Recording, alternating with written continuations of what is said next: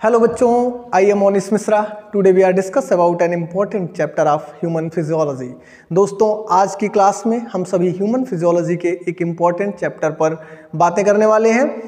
इस चैप्टर का हम एक इम्पॉर्टेंट टॉपिक लेंगे. चैप्टर है अपना एक्सक्रीशन एंड देयर एलिमिनेशन और टॉपिक है मिक्चुरेशन.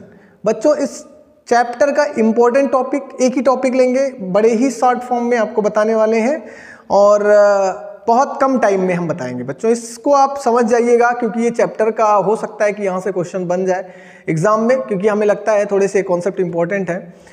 हम बताएंगे तो सारा पूरा चैप्टर कराएंगे, लेकिन आज टाइम कम है इसलिए मैं एक ही टॉपिक यहाँ पर ले रहा हूँ. प्रीवियस लेक्चर में मैंने इस चैप्टर में आपको इस चैप्टर का जो बेसिक कॉन्सेप्ट था, जैसे कि नाइट्रोजनस बेसिस कितने होते हैं, मेटाबॉलिक सब्सटेंस अपने बॉडी से कैसे रिलीज होते हैं, फिर कुछ एक्सक्रीटरी ऑर्गन के बारे में भी बताया था. मैंने टाइप्स ऑफ एक्सक्रीशन के बेस पर एनिमल्स की टाइप भी बताए थे. चलिए आज हम लोग क्या लेते हैं बच्चों, यहाँ पर आज हम एक नया टॉपिक लेते हैं एक्सक्रीशन का ही, और टॉपिक है अपना मिक्चुरेशन. आप लोगों को पता भी होगा मिक्चुरेशन, यहाँ पर हम टॉपिक लेते हैं अपना मिक्चुरेशन. टॉपिक है बच्चों मिक्चुरेशन. क्या है मिक्चुरेशन समझेंगे. अगर हम बात करें मिक्चुरेशन क्या है तो सिंपली हम जानेंगे मिक्चुरेशन का मतलब है releasing of urine from urinary bladder. Urinary bladder से रिलीज आउट करना, mechanism of releasing of urine from urinary bladder called micturition. हम यूरिनरी ब्लैडर से यूरिन को रिलीज करते हैं, बस इसी स्टेप को हम मिक्चुरेशन कहते हैं. क्या कहते हैं बच्चों? सिंपली बस इसी स्टेप को हम मिक्चुरेशन कहते हैं. फिर से समझेंगे, release out of urine from outside of body from urinary bladder. Urinary bladder से अगर हम यूरिन को बॉडी से बाहर रिलीज करते हैं तो इस स्टेप को हम मिक्चुरेशन कहते हैं. लेकिन बच्चों, इस यूरिन के रिलीजिंग में कितने स्टेप इन्वॉल्व होते हैं, पूरे स्टेप को इंक्लूड करके अगर हम बात करेंगे तो मिक्चुरेशन की प्रोसेस कंप्लीट होगी. अब बच्चों, कितना स्टेप इन्वॉल्व होता है और कैसे कैसे होता है हम इसकी बात जानते हैं. तो हम सिंपल सी बात करेंगे कि सबसे पहले इस स्टेप में हम यूरिन को रिलीज करते हैं तो यूरिन होती कहाँ पे. पहला ही स्टेप हम यहाँ पर आपको बताते हैं कि ये अपना क्या है. यहाँ पर सिंपली ऐसा, ये यूरिनरी ब्लैडर है, ये है अपना यूरिनरी ब्लैडर, और ये बना देता हूं मैं इस यहाँ पर एक स्ट्रक्चर, ये ऐसा है यूरिनरी ब्लैडर. तो और इसके ऊपर कुछ इस तरह से कुछ यहाँ पर स्ट्रक्चर होते हैं.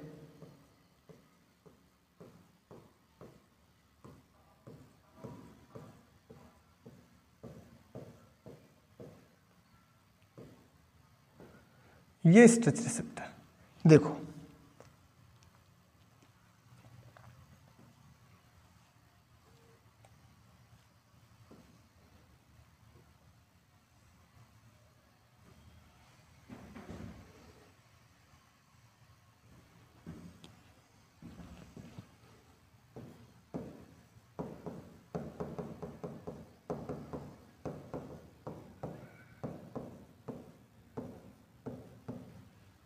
ये है बच्चों यूरिनरी ब्लैडर. ये हो गया यूरिनरी ब्लैडर अपना, और ये जो लगा है इस पे, ये जो स्ट्रक्चर है इसे हम कहेंगे स्ट्रेच रिसेप्टर. क्या कहेंगे? Stretch receptor. ये अपने स्ट्रेच रिसेप्टर्स हो गए, ये स्ट्रेच रिसेप्टर्स हो गए. इसमें ये जो दिख रहा है इसको हम नाम देंगे स्फिंक्टर. क्या नाम देंगे बच्चों? स्फिंक्टर. ये अपना स्फिंक्टर हो गया. और स्फिंक्टर दो है, एक को हम नाम देते हैं, इधर लिखते हैं, एक इसमें आउटर स्फिंक्टर है, दूसरे को हम कहते हैं इनर स्फिंक्टर. तो यहाँ लिख दिया गया आउटर, और ये अपना स्फिंक्टर जो है इसको हम लोग कहेंगे इनर स्फिंक्टर. क्या कहेंगे? इनर. तो ये बच्चों अपने पास दो स्फिंक्टर हो गया. अच्छा, क्वेश्चन पूछा गया है कि जो स्फिंक्टर है इसका, यहीं पर मैं कवर कर देता हूं, जो स्फिंक्टर है इसमें दो स्फिंक्टर है, तो ये क्वेश्चन पूछा गया है नीट में, कौन सा इसमें वॉलेंट्री होता है, कौन सा इनवॉलेंट्री होता है.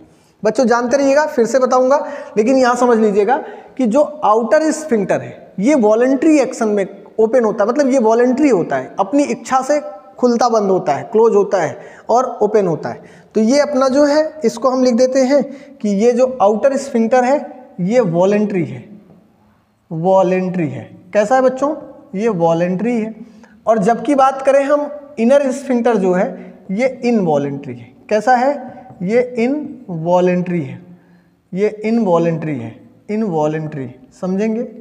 Voluntary, involuntary, involuntary, involuntary. यहां पर स्पेलिंग सही करना है, इनवॉलेंट्री, इनवॉलेंट्री।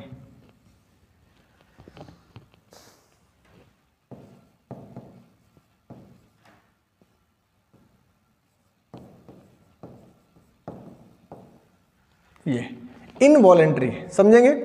तो हम कह रहे हैं कि अपने पास यूरिनरी ब्लैडर है जहां पर यूरेटर यूरिन को लेकर के आता है और इसमें यूरिन क्या है, यहां पर जब आती है तो यहां पर बच्चों यूरिन जो है डिपॉजिट होती है। जब यूरिन यहां पर डिपॉजिट होती है, यूरेटर लेकर के आता है, यूरिन यहां डिपॉजिट होती है, तो धीरे धीरे धीरे धीरे एक टाइम ऐसा आता है, वैसे तो यूरिन आपको पता है कि यूरिनरी ब्लैडर का जो इसकी कैपेसिटी है वो 450 ग्राम की कैपेसिटी है। कितनी ग्राम की? 450 ग्राम की कैपेसिटी है। इतना अगर आया, इतना अगर ब्लड बोल रहा हूँ सॉरी, यूरिन इतना आता है और आने के बाद यहाँ स्टोर होता है। जब ये स्टोर होता है तो रिलीजिंग वाली हमको मैकेनिज्म पढ़नी है कि कब हम यूरिन को रिलीज करेंगे।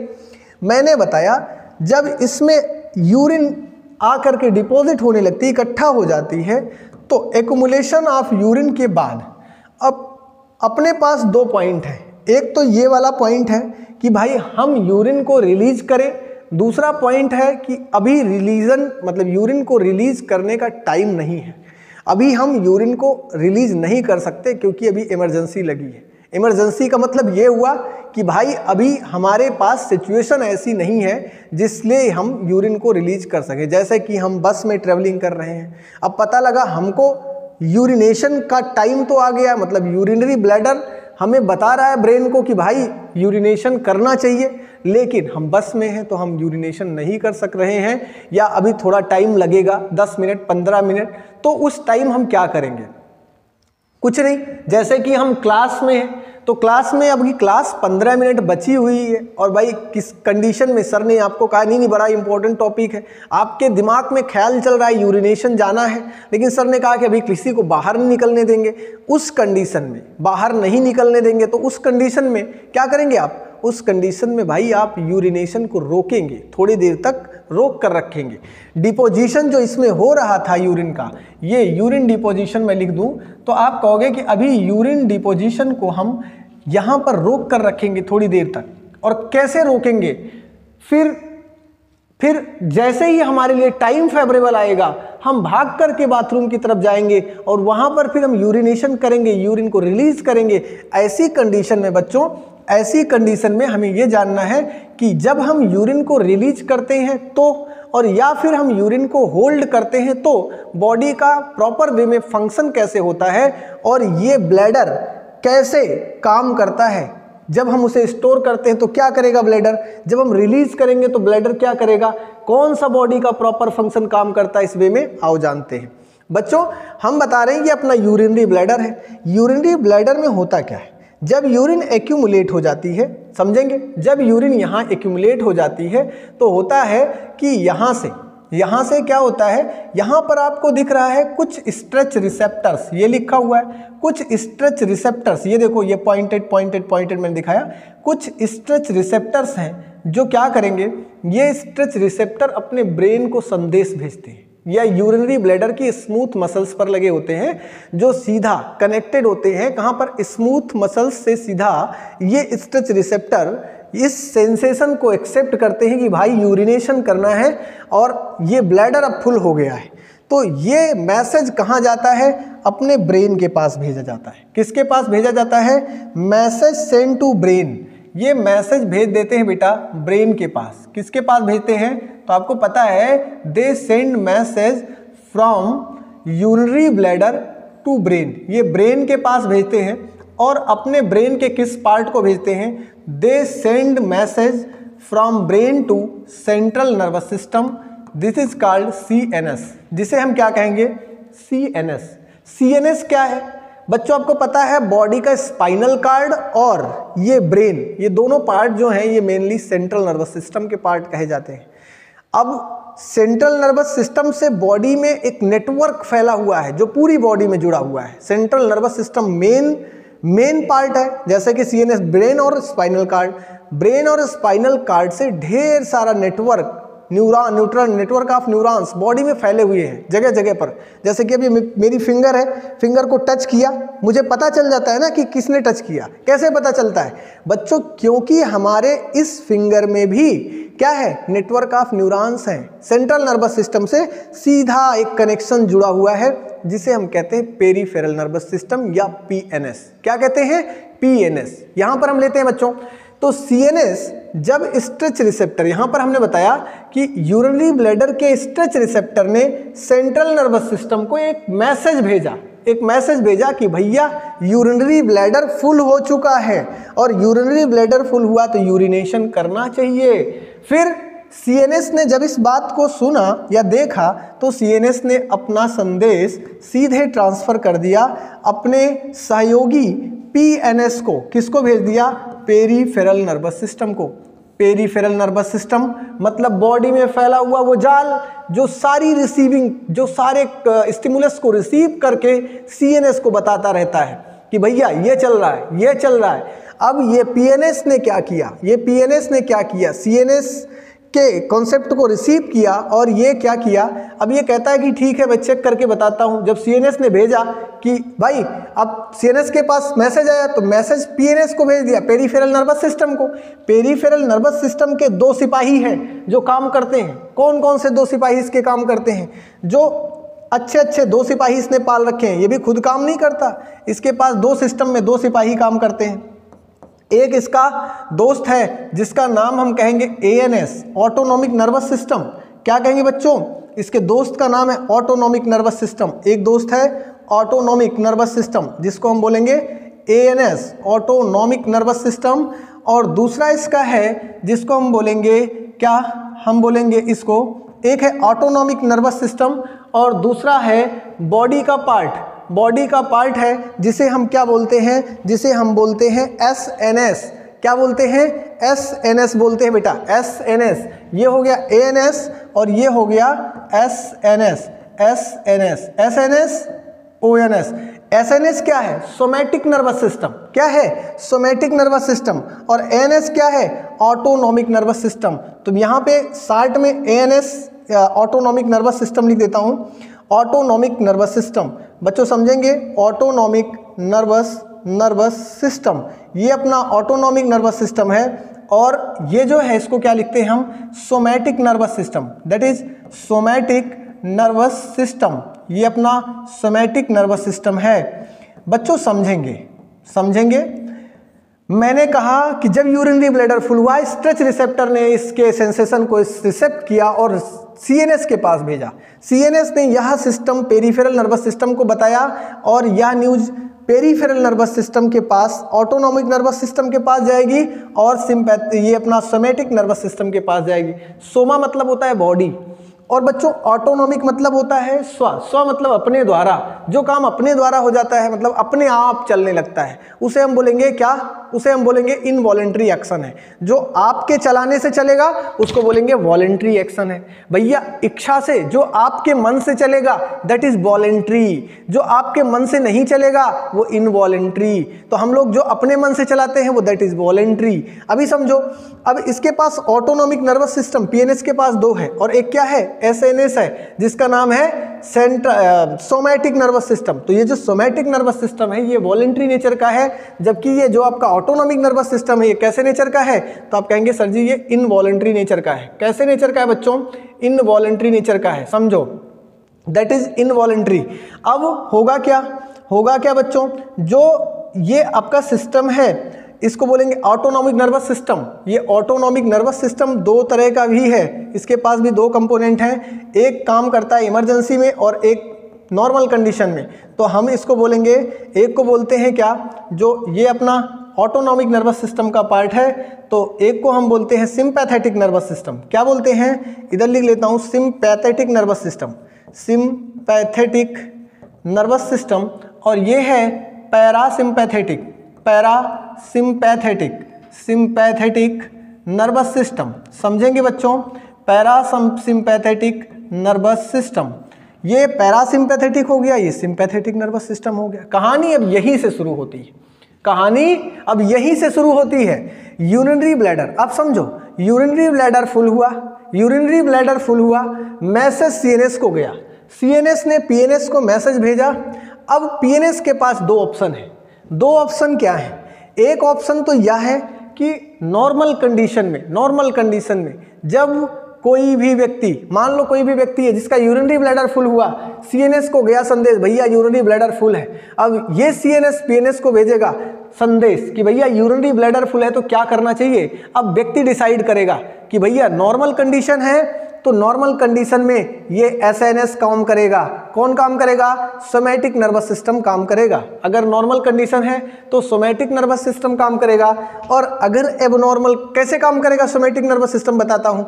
जब एबनॉर्मल कंडीशन है तो ये सिंपैथेटिक और पैरासिम्पैथेटिक सिस्टम जो है ये आपका एएनएस काम करेगा। कैसे काम करेगा बच्चों, जब नॉर्मल कंडीशन है, नॉर्मल कंडीशन है तो आपको पता है कि ये जो एसएनएस है, ये एसएनएस वर्क करता है, मैंने बताया that is voluntary action, it regulate voluntary action. कैसा एक्शन, वॉलेंट्री एक्शन, ये वॉलेंट्री एक्शन को रेगुलेट करेगा।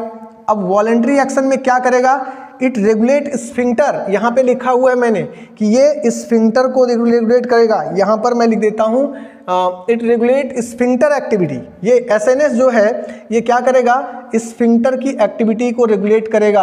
और स्फिंक्टर आपको पता है दो हैं, इधर इससे हम लोग इसको डिलीट करते हैं, ये वाला पार्ट यहाँ पर हम लिखते हैं। स्फिंक्टर अपने पास कितने हैं, तो यहाँ पर पता है कि ये रेगुलेट करेगा किसको, स्फिंक्टर को। बच्चों समझो, सोमैटिक नर्वस सिस्टम क्या रेगुलेट करता है, दे रेगुलेट स्फिंक्टर।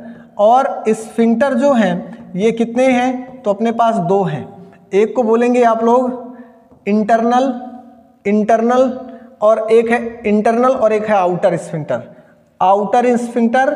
और दूसरा क्या है, इंटरनल स्फिंक्टर, इंटरनल, इंटरनल। अब बच्चों समझो, आउटर जो है वो वॉलेंट्री एक्शन के अकॉर्डिंग, सीधी सी बात है, जब तक आउटर ओपन नहीं होगा यूरिनेशन स्टार्ट नहीं होगा। लेकिन अब इसमें मुझे यही बताना है कि जब पीएनएस सेंटर से रिसीव किया, पीएनएस ने रिसीव किया तो इसने कहा कि ठीक है, मैसेज भेजा एसएनएस के पास, किसके पास भेजा, एसएनएस को भेजा। और एसएनएस ने क्या किया, सिंपली, भैया सिंपली कोई मामला नहीं था, सिंपली क्या किया, इसने जो है ये आउटर जो वॉलेंट्री स्फिंक्टर था इसको ओपन किया। और जब ये ओपन हुआ तो कॉन्ट्रैक्शन हुआ, किसका, यूरिनरी ब्लैडर का।